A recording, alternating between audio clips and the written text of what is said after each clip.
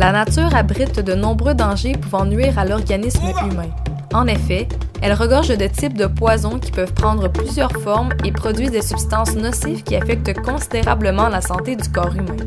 Parmi ceux-ci, le venin d'une morsure de crotale ou bien la consommation de certaines espèces de champignons sont des exemples connus de tous. Une grande partie du monde n'est par contre pas consciente qu'il existe également, à même leur milieu de vie, une forme toxique supplémentaire, la personne toxique. Dans le cas de ce type de nuisance, on parle de toxicité au moment où une personne de notre entourage, que ce soit un ami ou un collègue, se joue de nos sentiments en se victimisant et nous faisant ressentir de la culpabilité pour des raisons fictives.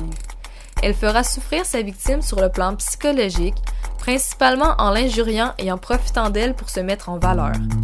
La personne atteinte accumule de l'anxiété et est alors mentalement épuisée, car la manipulation est si subtile et progressive que souvent, elle n'est même pas consciente qu'elle est en train d'être intoxiquée.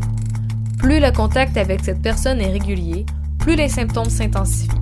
Tout comme un champignon vénéneux, la personne toxique semblera inoffensive au premier regard, même qu'elle aura tendance à amadouer sa victime pour mieux l'apprivoiser afin de gagner sa confiance avant de commencer à l'envenimer.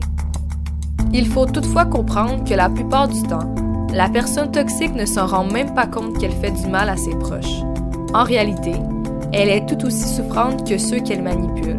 C'est sa façon à elle de se protéger face à ses propres problèmes et à son manque de confiance en soi.